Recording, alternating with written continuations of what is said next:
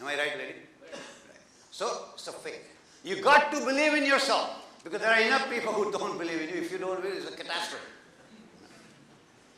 Then you got to program yourself. So third step, as I said, to recite this loudly. Muhammad Ali, legend in world boxing, before he ever went for a match, I'm the greatest. Yeah, man, I'm the greatest. I'm the greatest. He shuffled and did, I'm the greatest. 10 minutes he did this, talking to himself. And if you think that's a primitive thing to do, let me tell you something. According to reports and books written, in Seattle, Washington, in the office of Microsoft, top executive every morning before starting the work do the same thing. They get up and say the same. I'm the greatest. So, tell yourself good things. You got to program yourself. It's very, very important. Now what we have now, if all of you have certain perception, what are your strengths and weaknesses? There's a Rushi principle. I got 7 principles. Student of music, Saregama Padani. The first one is, your treatment or a behavior with any object or a person depends on what you believe about that object or a person. Now you have certain image of yourself in which you believe. That is not reality. It's your belief system. That's a perception, which is different than reality. For example, atom was once upon a time believed to be what? Smallest particle. As long as a physicist believes it's the smallest particle, what he will not do? Would not try to split it. So the first physicist who does it has to change his mindset. You talk about change, you've got a lot of things. He has to change his mindset. It is splittable. Did he succeed? Yes. Who was it? No. Rutherford. Lord Rutherford at Cambridge. So did the atom change? It was the same atom. The point is his perception change. So you got to change your perception about yourself. If you believe I got bad memory, you will tell people, please remind me. So you don't take responsibility for it. You think that. So start thinking you got a good memory, you got this. So whatever you want to have, you start thinking like that's the first step. That's very, very important. I tell you one short case is what you can do with this. I have a nephew. His name is Chirag Pandya. Age 17 he failed. He lived in Kanivali at that time. He's age 17 out of 8 subjects in SSC, he failed 7. So his mother came to me and said, what do you think? Should he appear? I said, no use. He said, what do we do? I said, I'll take him to Montreal. I took him to Montreal. I said, Chirag, now that you are here, well, let's start all over. You want to do it Indian way or the American way? He said, what's the difference? I said, Indian way, you are making enough money, you survive and enjoy yourself. American way, you have to start working tomorrow. He said, working what? I don't know anything. I don't even speak English. I said, Montreal, nobody speaks English. Everybody speaks, So I said, it's okay. They speak French here. So he said, what's the job? I said, I give you the first job. Starting tomorrow, you have to look for a job every day, 9:30 to 5:30, report to me where. I give him a map of the Montreal city. I said, the first job offer you get, you are out of my employment into that person's employment. And you have to knock on every establishment. The third day he comes, he says, I got first offer in a restaurant to wash dishes. So, I said, should I take it? I said, yeah. He said, what about your status? I said, this is North America. You worry about your status, I worry about mine. So I said, take it. So I said, I don't want you to be a dishwasher. You have to learn everything that is to be learned. Go there in time, help everybody, don't complain. If you have complained, you tell me, but don't tell him. So we started doing. He was so good, 6 months later, he got a promotion chopping vegetables. 2 years later, he became the assistant chef in that restaurant. Then I put him in a dojo to learn martial arts. So he learned Taekwondo, which is a Korean martial art. At that time, Korea was to host Olympic 2 years from then. By that time, he got a black belt. He was selected to represent Canada in Olympics. Black belt in Taekwondo, because that's the first time they had Taekwondo in the sports. So he comes to me and he says, I'm selected for Olympics. I look at him and I realize he doesn't want to go. Gujarat, they don't want to. No Gujaratis are in the army, some exception.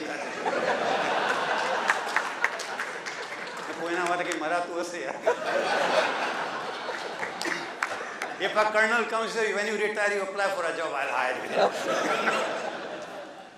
So, they ultimately put him in as a part of the coaching team. He didn't go for the Olympics. Then he became a chef in the meantime.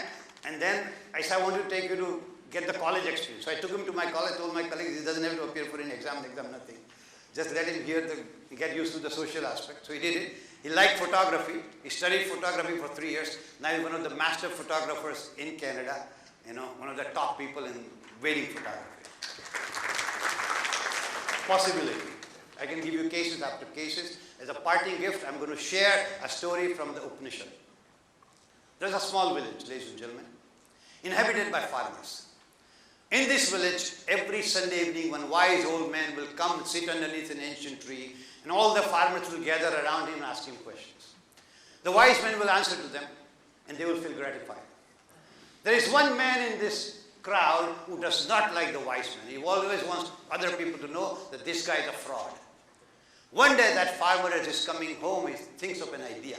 This Sunday he thinks, I'll take a live little bird in my fist and in front of everybody ask the wise man, tell me wise man, what's in my hand?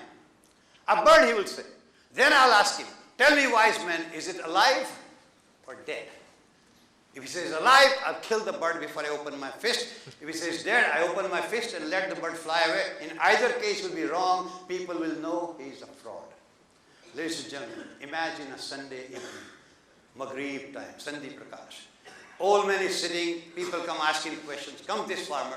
So tell me wise man, what's in my hand? A bird, said the wise man. Tell me wise man, is it alive or dead? Wise man looks at the farmer and says, whatever you will it to be. Ladies and gentlemen, same applies to your life. You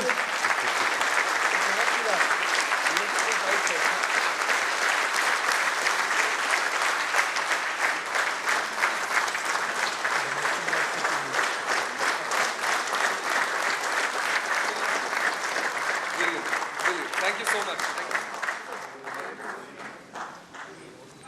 Request Fred Poonawala as well as Pranav Bhai, who suggested this brilliant speaker to us, to come up on stage and honor him with a small memento. Fred Poonawala and Pranav Parekh.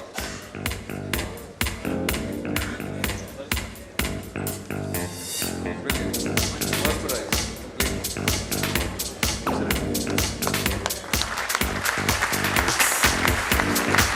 Professor Kumar Pandya.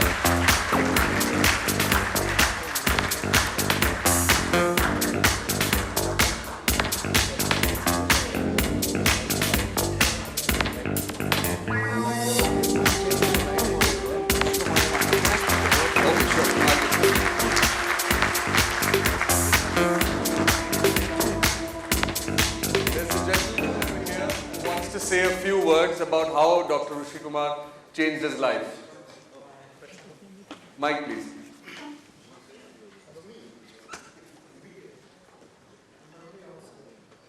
Come here. Come here. So my name is Prashant Atre, and I used to work with Technova in 1990. You had a session Pranabhai conducted, and I was part of it. There you gave a speech on fear of failure. And I used to be very fearful as a salesman. You every day you go, and if you don't get orders, you are fearful.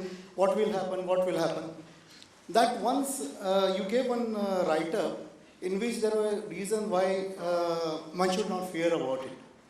Like to laugh is a chances that people will feel something like that. And that did not change my life immediately. But after I kept that paper forever. And after 5-6 years, I just took out and I kept on reading, and that changed my life. I am really thankful to you.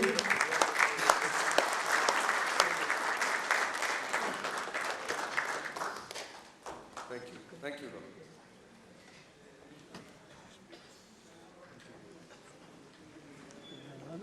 Yeah, it can be overwhelming. That's perfectly fine. So wasn't that great?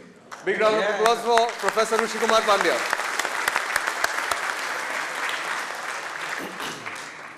Let's go on. I'm hoping that our next speaker, Rajeev Kumar, is wired up and ready. Can I have a thumbs up on that? Yep. Okay, great. So let me introduce our next speaker, another powerhouse, one after the other. We've heard him before at a select gathering at the BMPA, and we were totally, spellbound by his quick delivery and to the point presentation. Now, we've seen a lot of mergers and acquisitions happening in the printing industry, especially in the packaging industry, and more specifically in the label industry in the past 6 months, 1 year, 1.5 years. So the BMPA has requested him to give us a presentation on the basics of mergers and acquisitions and what we need to look out for.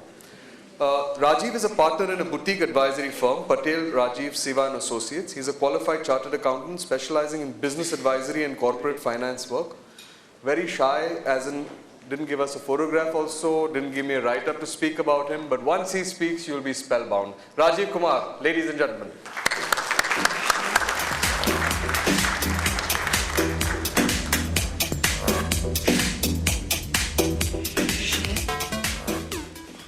Can I have the lights a little low? It's coming into my eyes. Good afternoon, friends. In the last 15 years, I've been lecturing on finance at various forums. I try and ensure that my lecture is always in the morning. It's always difficult to talk to an audience in the afternoon. And Feroz scared me also in the lunchtime. He said, maybe you're going to electrify the audience. And so I was slightly demoralized that the lecture is in the afternoon. And after hearing Professor Pandya, I said, it's all the way downhill for me. After such a powerful, this is, this one, okay. After such a powerful lecture, and after lunch, I said my lecture is just all the way downhill. But then That's negative. positive, so I was coming to that. So I said if John could double his sales, I'm not that bad. I'm good. So I'm hopefully going to deliver. And so I hope I'm able to sort of come up to the expectations. Before I start, I would like to thank the organizing committee of BMPA for having me here and talking on a topic which has really grown in importance over the last few years. I understand the audience is everybody from the print packaging industry. Yes. Most of the people are not maybe exposed to finance. So it's a little boring topic, it's a little slightly technical topic. So I'll try and keep it as basic as possible, but tell it in a way where maybe it's going to be relevant to all of you. And while I was sitting there and trying to psych myself up, believe in me, Professor, you had such a command on the audience that I could actually hear somebody snoring. So I motivated myself and I said, I think I need to come out with something which is a little different. And I remembered an example of a company about 20 years back when I started my career consulting in your space in the print and packaging. I don't want to name the company, who was going downhill. And one of the chartered accountants contacted me and said, boss, this company is going down, can you sort of... So they had imported a 6-color machine. I didn't know what a 6-color machine in those days was, but it was something technical. 6-color machine from Switzerland or something. And state of the art, the company was a leading company in that space. All the multinationals were buying from them. And we started looking at the problems. And everything was all perfect, but something basic they forgot is what is known as something like, you'll call it a make ready and wastages and stuff like that. So this company was having almost 12 to 15% wastages, which was actually not being factored into the costing. So they had a state-of-the-art machine. All the input-output ratios, pardon, slight technical words will be there. What goes in and what goes out. So if you process a 1 lakh sheet, you should have maybe 95,000 at the end. These people were maybe having 80,000, so they were making all losses. So we put together a turnaround strategy for them. And their owners are based in Calcutta. So the director in Bombay took me to Calcutta. It went off beautifully. We sold one of the equipments to one of the large listed companies in your space. Everything went beautifully. And I was there for a 2-day visit to convince the promoters that this is the strategy going forward. And as luck would have it, the promoter refused to see me. And I was booked the second day to come back, and he refused to see me. So I said, why did you get me all the way to Calcutta? And I took the flight back. I told the director, I said, I'm not going to waste my time if your promoter doesn't have time for me. I took the flight back and came to Calcutta. So he obviously tried to convince me to stay back. I said, it doesn't make sense. If he doesn't have the time to see me, I'm not interested in turning around. When he came back 3 days later, he called me to his office. He said, the problem was the chartered accountant couldn't believe what you were telling him really. And the basic principle, what I told him about, which I realized was something very basic for us, but obviously it didn't strike. So the chartered accountant is saying, this guy is talking all nonsense. It was a loss-making company. It had substantial accumulated losses in the company. So he said, why would anybody buy a loss-making company? This guy is loony. So why would anybody buy a loss-making company? So the chartered accountant told his boss that this guy is nonsense. Maybe our local director in Bombay is very, and this is a very prominent company in those days, Bombay based. So it doesn't make sense to, you are wasting your time. So the simple thing what we had told them was, there is an accumulated loss in your company. Somebody is going to pay to buy that loss. In effect, if you have a 10 crore loss and somebody has a profit-making company, you can actually merge into that company and save 3 crores of taxes. That's a very simple principle for people like us. But somebody who's not in the M&A space, for him he said, why would anybody pay us money to sell an operating loss company, huge losses, and all the way downhill for us? So I learned the first principle at the time. It may be easy for us because we are practicing in that particular space, but we have to be able to communicate to a level where people are able to understand the complexities in M&A. So what I'm trying to do now is I'll take you through a presentation which I think will maybe relate to you all in a small way. You see a whole lot of headlines on various companies, Holcim, Etihad looking to acquire stake either in Kingfisher or Jet, Hero Cycles, Geometric, ArcelorMittal, whole lot of M&As being announced in the papers, in the pink, in the business papers.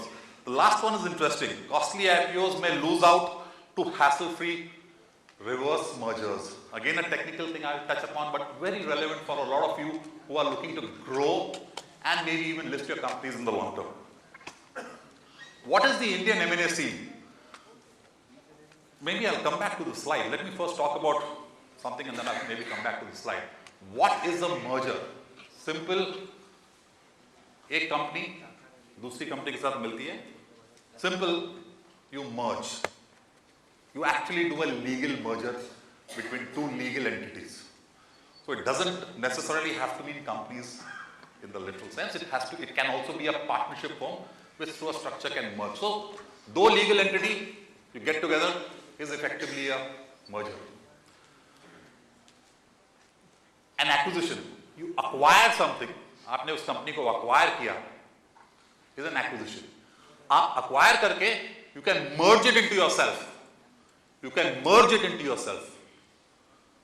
So you can do an acquisition, you can keep it as an independent entity, or you can merge it into yourself. That's the difference between merger and an acquisition. You can do it by paying cash, or you can do it by giving stock. I know it's slightly technical, but maybe the slides as we go ahead will be a little more interesting for you guys. So, if you look at the upper part, the Indian M&A industry, which is reported in the business. Now, your sector, generally, I've scanned through the transaction reported by Thomson Reuters and other people who report. Typically, most of your transactions don't get into the statistics which are being quoted out here because of the fact that these are all reported in the business newspapers. So we talked of in 2012 Thomson Reuters report that the total M&A activity was 43.4